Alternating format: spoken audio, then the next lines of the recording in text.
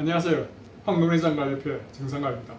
오늘은 안압을 내리는 조치들이 어떤 게 있는가, 그리고 그 조치들 중에서 어떤 게 유효하고 어떤 순서로 해야 될지를 같이 알아보겠습니다. 근데 그러려면 먼저 우리가 띄엄띄엄 알고 있는 안압을 내리는 그런 조치들 오늘은 좀 정리하는 단계에서 그것부터 먼저 말씀을 드릴게요. 먼저 우리가 안압을 내리는 조치는 안약이라는 게 있겠죠. 안약.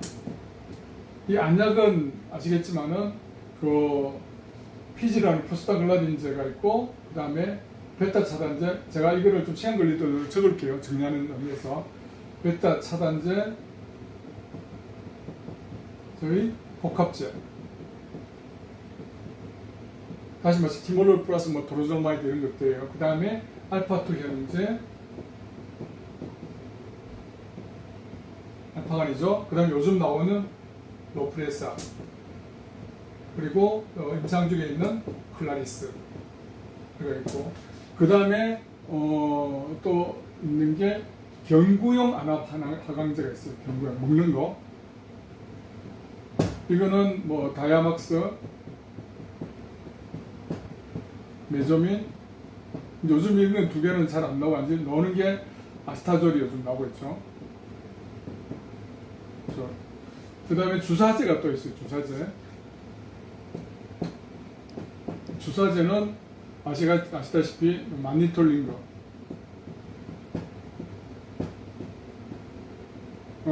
이 안약에는 축동제도 있을 수 있겠네요. 축동제, 오큐카라핀 같은 축동제도 있고, 그 다음에 레이즈가 있겠죠. 레이즈가 있는데 이거는 보통 ALT나 SLT 같은 거, 그 다음에 홍채 절제술. 이것도 모양체 광응고 파괴술도 레이즈를 사용하기 때문에 모양체 광응고, 이 정식 이름이 이게 광응고 파괴술, 이름이 좀 무섭지만은 있고, 그 다음에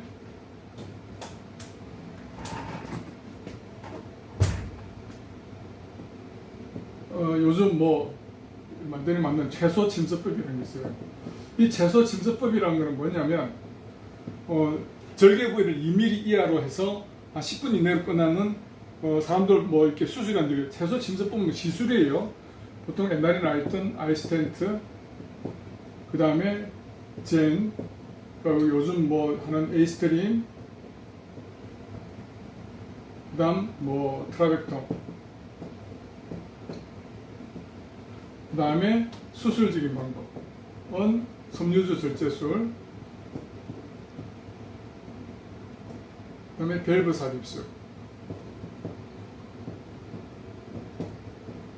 우리가 안압을 내리는 조치가 거의 이게 다예요. 이 방법들이 인데 보기는 많은 것 같지만은, 자 이제 하나씩 좀 들어가서 어떤 유효성이라든지 그런 걸 따져보고 그 다음에 순서를 한번 정해보도록 하죠. 일단 안약 같은 경우는 여러분도 아시겠지만은 기제는 4가지죠, 그죠? 프로스타글라딘제, 티몰롤, 도로졸라마이드, 브리모디딘, 이래서 4가지인데 보통 베타 차단제를 합치기 때문에 안약은 3개밖에 없어요. 그리고 로프레사 같은 경우는 아시겠지만 그 섬유를 수축시키는 그 효소를 억제하는 그런 역할이 있고, 클라리스 같은 경우는 상공막 혈압을 낮춘다고 제가 말씀드렸죠. 그리고 이 축동제는 축동을 시킴으로 인해 가지고 홍채가 쭉 앞으로 나오면서 전방각이 넓어져서 방수가 잘 빠져나가게 하는 그런 역할을 하는 거예요. 그리고 그래서 이거는 기본적으로 사용해야 되는 거고, 경구용 같은 경우는 이걸 처음부터 계속 먹는 사람 가끔 있어요. 그러면 안 돼요. 이거는 거의 다 인유제예요. 인유제다 보니까 콩팥에 상당히 신장에 무리가 많이 가기 때문에 이런 거는 어떨 때 사용하냐면은 수술을 해야 되겠는데 시수술 날짜가 좀 남아있고 안압은 높고 약은 다 쓰고 있고, 그럴 때는 인유제, 요즘 아스타리졸이죠, 케콘딘과 같이 먹어서 안압을 수술 전까지 낮추고자 하는 게 목적이에요. 이 마니톨도 마찬가지예요. 마니톨은 링거예요. 링거를 자기 체중에 안 맞게 해서 30분 이내로 급속에 맞아서, 이것도 인유제예요. 떨어뜨린 거고. 자, 그 다음에 이 채소 레이즈 같은 경우는 이게 옛날에는 뭐 알고 레이저인데 요즘은 셀렉티브를 해가지고 선택적 뭐 이렇게 그 레이저를 쓰는데 이거는 사실 그 안약을 쓸 수 없는 그 임산부들이나 사용하는 거예요. 왜냐하면 이거는 그 슐랭간 쪽에 화상을 입혀가지고 우리가 화상을 입으면 어떻게 되죠? 살이 오그라들잖아요. 그 사이에 벌어지는 틈으로 방수를 빼내주고자 하는데 이거는 상처가 다시 회복이 돼요. 벌어져 있는 게 아니라. 그렇기 때문에 이거는 일시적인 효과가 없기 때문에 이건 임산부들에 쓰는 거고 우리한테는 해당이 안 되는 거죠. 그리고 홍채 절제술 같은 경우는 이것도 완전 좀 급하게 고환압이고 폐쇄각일 때는 방수가 빠져나가지 않으니까 홍채 일부를 절개를 해가지고 그 방수를 그쪽으로 빼내게 하는 방법이에요. 그 다음에 그 모양체 광응고술 같은 경우는 뭐냐면은 이거는 방수가 생성되는 게 모양체에서 나오다 보니까 그 모양체를 일부를 파괴시켜서 방수 생성을 줄이는 거예요. 자, 근데 이거는 무슨 문제가 있냐면 이거는 불가역적인 방법이기 때문에 이거는 잘 쓰지가 않아요. 이거는 뭐 최후의 방법은 몰라도 잘 쓰지가 않고 아까 말했던 그 SLT 같은 것도 또 아물기 때문에 이것도 잘 쓰진 않아요. 그래서 이거는 큰 우리한테는 효과가 없다. 그리고 이 채소 침수법이라는 건 뭐냐면은 물론 절개를 적게 하고 빨리 끝날 수는 있지만은 이 아까 말했던 아이스텐트, 젠, 뭐 트라벡텀 이런 거는 다 외국에서 미국이나 유럽이나 이쪽에서 개발한 거예요. 그쪽 나라들은 전부 다 고환압이에요. 고환압 같은 경우는 어떤 형태가 있냐면 쉽게 말해서 공에 물이 빵빵하게 차면 조그만 바늘을 콕 찔러도 물이 쫙 나오지만은 동양인들 특히 한국인들은 거의 대부분 거의 90% 이상이 정상한 농라정이에요. 그러면 공에 물이 조금 들어있으면 물렁물렁한데 바늘로 찔러도 찌찔러 오다가 그만둬요. 아이스텐트가 그랬죠. 젠이 그랬죠. 젠도 나왔을 때 그 난리 부리고 하더만 결국 다 어디 갔죠? 조용하죠. 그래서 이게 잘 안 되다 보니까 그거를 좀 개선하려고 에이스트림이라는 걸 만드는데 이 에이스트림이라는 건 뭐냐면은 이건 마이크로트 우리 한국에서 만든 거예요.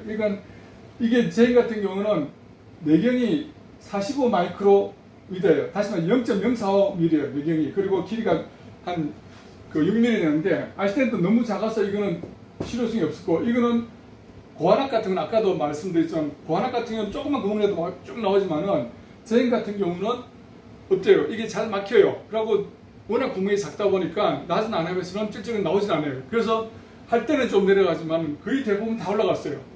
몇백만 원 주고 다니는 그 결론이에요. 근데 에이스는 뭐냐? 자, 가만 보니까 이게 구멍을 좀 크면 되겠다. 그래서 이거를 100 마이크로미터, 다시 말해 0.1mm까지 키운 거예요.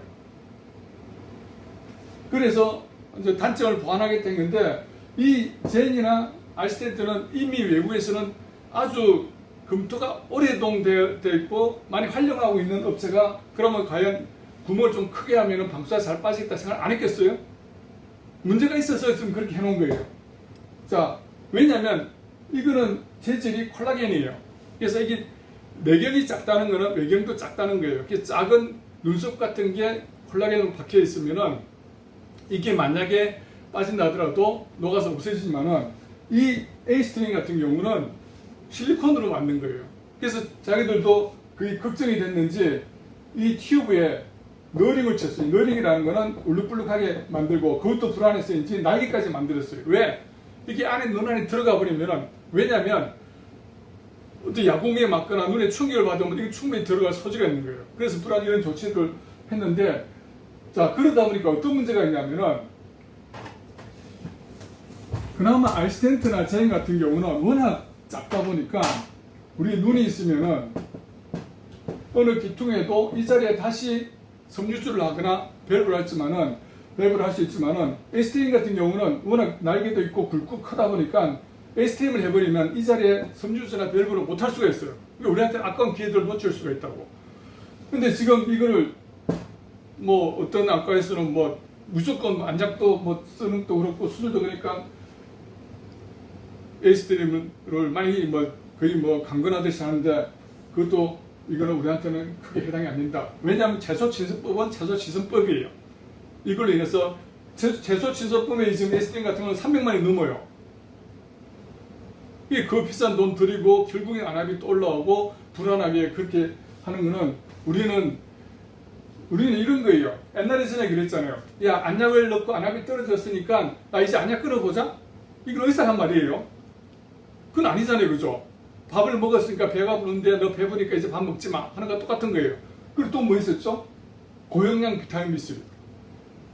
야, 이거 안압이 혈류가 좋아서 좋아지니까 먹자. 그럼 그 부작용 누가 감당해?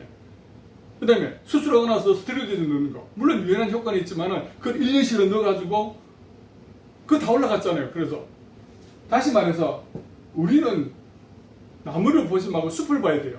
이렇게 나무 파는 장사들은 와가지고 야, 이 나무 좋아 하고 막 뭐 좋은 것만 이야기하겠죠. 나쁜 이야기는 안 하겠죠. 그래가지고 심었어. 그럼 그 나무로 인해서 이 숲이 망가지는 건 오롯이 우리 몫이에요.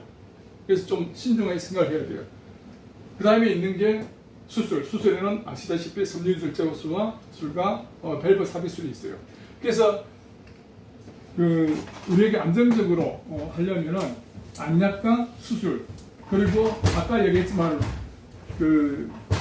주사제 링거나 경구용은 어떤 비상시 수술을 시기가 많이 남았을 때나 그럴 때를 땜빵하기 위해서 먹는 거고, 자, 그러면 이 안약과 결국 남는 거는 수술인데, 그럼 처음부터 수술하면 되지 않냐? 자, 이 수술이라는 거는 결국 우리 어떤 조직을 절개해서 상처를 내는 거예요. 자, 그러면 젊은 사람들은 상처 회복력이 강하기 때문에 젊었을 때 수술은 해버리면 잘 이게 막혀요. 협착도 잘 되고. 근데 이제 그런 경우도 이제 있지만은 꼭 해야 될 경우는 있죠. 그죠? 근데 우리가 그럴 경우는 예를 들어서 뭐 젊은 사람들한테는 주로 이제 그래서 그런 문제이기 때문에 밸브 삽입을 많이 해요. 밸브를. 근데 그러면 왜 선천성 녹내장 애들은 그러면 밸브를 안 하고 수술을 하냐? 애들은 갓 태어난 애예요. 물론 다 선천적이고 유전적이지만 태어날 때부터 과람인 애들이 있어요. 그거는 조직이 약하다 보니까 홍채가 벌어져서 소눈처럼 이렇게 보일, 그럴 때는 어쩔 수 없이 섬유유술 수술을 해줘야 돼요. 그래서 수술은 가능하면 나이가 들어가서 나중에 하는 게 상처 회복력이 적을 때 좋아요. 자, 이 이야기는 우리 앞전에 녹내장 환자 인생 로드맵을 짜라해서 충분히 말씀을 드렸어요. 그래서 가장 좋은 이상적인 안압 관리 방법은 제가 늘 그러잖아요. 녹내장에서 가장 봄날은, 행복한 날은 안약으로 안압이 조절될 때다. 자, 그래서 먼저 일단 안약으로 최선을 다해서 넣어야 돼요. 물론 이 안약만 갖고는 안 돼요. 신경 관리가 잘 되는데 그거는 일단은 논외로 하더라도 이 안약으로 처음에 뭐 피지부터 쓸지 코석부터 쓸지 그거는 이제 상태에 따라 다르겠지만 안약으로 최대한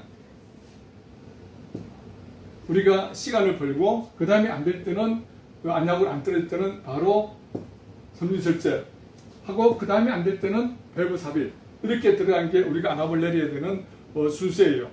그 중간에 예를 들어서 뭐 특별히 뭐 채소 침전법을 하든지 레이저를 하든지 그런 거는 그 상태에 따라서 해야 되겠지만은 기본적으로는 일단 안약으로 최대한 잡아야 되고, 그 시간을 최대한 많이 끌수록, 왜? 이 수술이라는 거는 하고 나서 어떤 이 수술은 그때부터 하고 나서 어떤 계속 이상 징후가 나타날 수 있어요. 협착도 되고 여러 가지 뭐 블레프트 섬유가 되고 그런 게 밸브도 뭐 작동이 잘 안 될 수도 있기 때문에 그 기간은 무한이 아니에요. 유한이에요. 그래서 최대한 우리가 안정으로 조절할 수 있는 기간을 벌어놔야 나중에 우리가 인생에 남은 시간에 수술로서 버틸 수 있는 시간을 벌 수가 있는 거예요. 카드를 그만큼 아낄 수 있다는 거죠.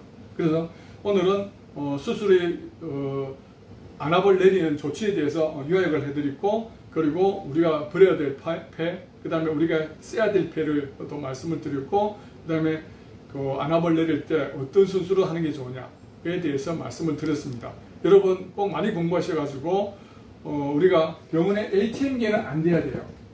그래서 돈 내는 기계는 되지 말고 우리 눈을 생각해서 여러분들이 선생님하고 잘 상의해서 내한테 적합한 수술을 하든 안약을 넣든 하시기 바랍니다. 더 자세한 거는 다음 주부터 또 시작되는 줌 강의가 있습니다.